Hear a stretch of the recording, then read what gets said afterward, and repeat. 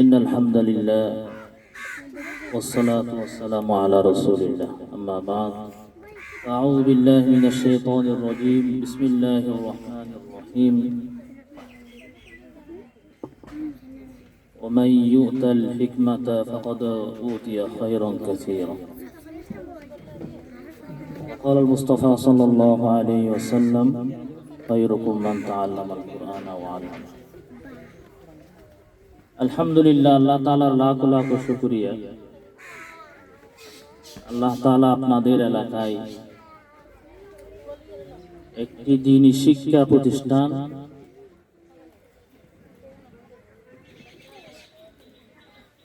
যে আবির্ভাব হয়েছেন, একটি দ্বীনি শিক্ষা প্রতিষ্ঠানের ব্যবস্থা হয়েছে, এই জন্য আমরা সবাই শুকরিয়া করি আলহামদুলিল্লাহ। আল্লাহ তাআলা দ্বীনি শিক্ষা শুধু পুরুষের উপর ফরজ করেনি।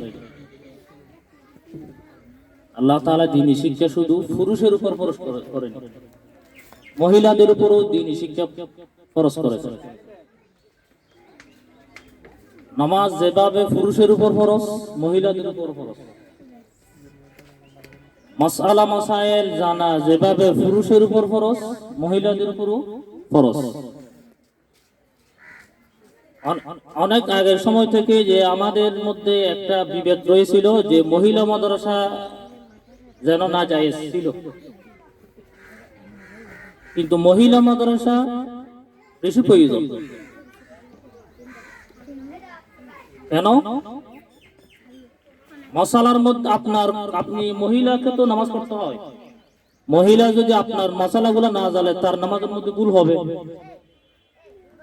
সেই নামাজের যে সওয়াব ফজিলত, নামাজকে শুদ্ধভাবে না পড়লে নামাজ তার চেহারার মধ্যে আরো আবার নিক্ষেপ করা হবে, কালো কাপড় আপনার আবৃত করে, এরকম হাদিস শরীফে আছে।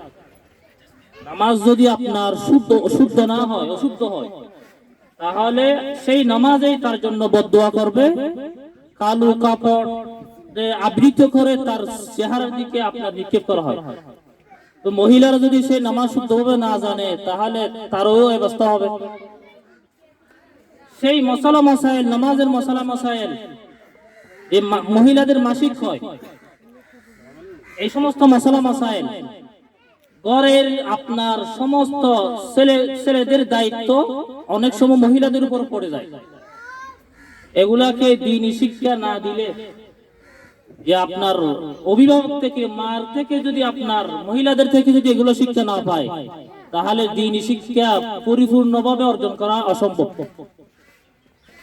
আমাদের যেমন মাদ্রাসা মুরব্বিয়ানে কেরাম, বড় বড় আলেমরা সব মা বাবার শিক্ষা পেয়েছে, বিশেষ করে মার শিক্ষা পেয়েছে ছোটকালে।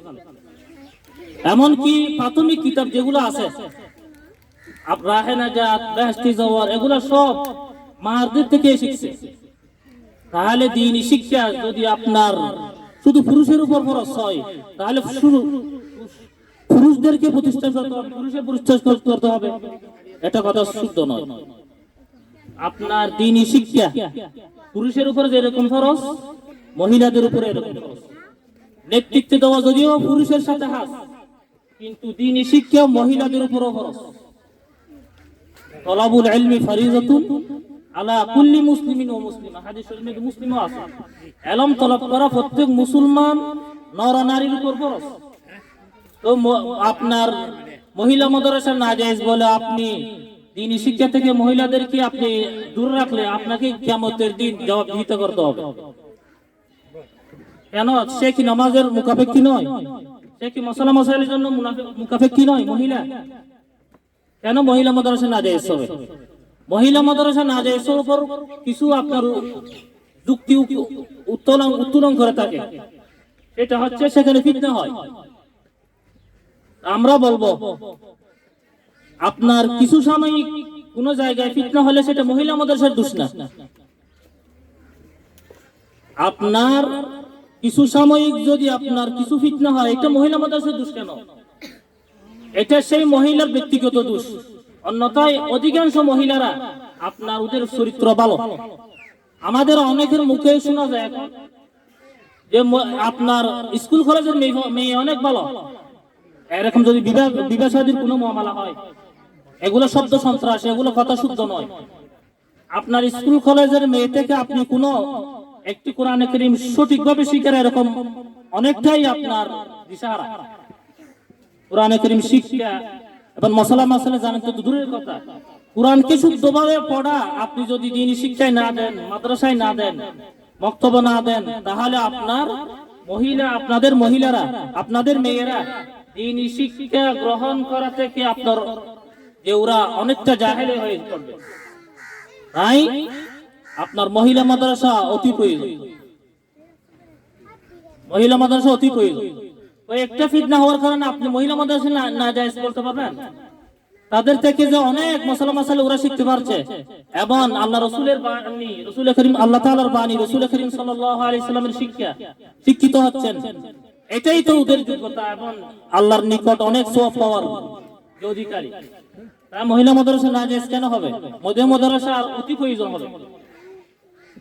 এবং আপনার ছেলেদেরকে ছোটবেলা থেকে আপনার ঘুমের দোয়া, যে প্রস্রাব পায়খানার দোয়া, ঘুম থেকে ওঠার দোয়া, এগুলা সব আপনি যদি আপনার মেয়েকে মহিলা মাদ্রাসায় দেন, তাহলে ওরা সেখানে শিখবে। ওরা নিজেদের ভূমিষ্ঠ হওয়া ছেলেদেরকে এগুলা শিখাবে, তাহলে কত ফায়দা দেখেন মহিলা মাদ্রাসা দ্বারা। আমাদের মা বাবার মধ্যে যারা মক্তবে পড়েছিল, ওরা যদি আপনার যারা মক্তবে পড়েছিল, ওরাই নিজেদের সন্তানকে আপনার মশলা মাসাইল, দোয়া ইত্যাদি শিখায়। কিন্তু আফসোসের বিষয়, ওরা যদি আগে থেকে মহিলা মাদ্রাসা পেত, তাহলে ওরা নিজেদের ছেলেদেরকে, ছোট ছেলেদেরকে প্রাথমিক মশলা মাসাইল পর্যন্ত শিখাতে পারত। মহিলা মাদ্রাসার প্রয়োজন আরো অনেক দিন থেকে আমাদের প্রয়োজন ছিল। রাসূল করিম সাল্লাল্লাহু আলাইহি সাল্লামের বিবি উম্মুল মুমিনিন আয়েশা রাদিয়াল্লাহু তাআলা আনহা থেকে প্রায় 2000 হাদিস রওয়ায়াত হয়েছে, বর্ণনা হয়েছে। তাহলে মহিলাদেরকে শিক্ষা দেওয়া কি প্রয়োজন নয়? হযরত উম্মে সালমা রাদিয়াল্লাহু তাআলা থেকে 360টি এরকম হাদিস বর্ণনা হয়েছে। ওরা কি মহিলা নয়? তা আমরা যদি মহিলা মাদ্রাসা না জায়েজ বলে থাকি, আপনার এই সমস্ত হাদিস, কোরআনের শিক্ষা, মাসালা মাসাইল, এগুলো কিভাবে আমরা শিখতে পারবো, আমাদের মেয়েদেরকে শিখাতে পারবো? তাই মহিলা মাদ্রাসা বেশি প্রয়োজন।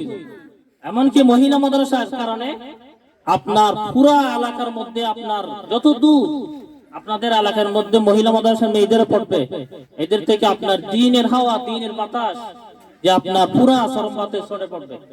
তাই আমরা আশা করব আপনাদের প্রত্যেকের মেয়েকে আপনারা মহিলা মাদ্রাসায় পড়াবেন। আমরা মনে করি স্কুলে দিলে আমাদের মেয়েগুলা বিয়ে হয়ে যাবে, আপনার মহিলা মাদ্রাসার মেয়েগুলো বিয়ে হবে না এরকম মনে করি। মহিলা মাদ্রাসার মেয়েদেরকে এখন আরো খুঁজে নিচ্ছে। তাই আপনি বিবাহ টেনশন করবেন না, আমার মেয়ে দ্বীনি শিক্ষা গ্রহণ করলে নাকি বিবাহ হবে না, এটা টেনশন করেন না। এখন মহিলা মাদ্রাসার মেয়েদেরকে আপনার নেওয়ার জন্য আপনার মানুষ খুঁজছে, ধর্মপ্রাণ মুসলমানের এরকম ছেলেরা মহিলা মাদ্রাসার মেয়েদেরকে নেওয়ার জন্য খুঁজছে। তাই বিবাহের জন্য আর কোনো টেনশন হবে না। যে আপনার যে এখানে আলহামদুলিল্লাহ মহিলা মাদ্রাসায় আরো বাংলা, ইংরেজি, অঙ্ক আরো বেশি শেখানো হয়। কোরআনের তালিম, হাদিসের তালিমের পাশাপাশি ইংরেজি, আপনার আধুনিক শিক্ষাও শিক্ষিত করা হয় এখানে। তাই কোনো টেনশন নেই। আপনার মেয়ে আপনার মশলা মাসাইল জানলো, যে দ্বীনি শিক্ষা গ্রহণ করতে পারলো, আল্লাহ এবং আল্লাহ রসুল আপনার রাজি হয় এরকম শিক্ষা গ্রহণ করতে পারলো, আপনাকে এই মহিলা মাদ্রাসায় আপনার মেয়েদেরকে দেওয়া আরো বেশি প্রয়োজন না? আর বেশি প্রয়োজন।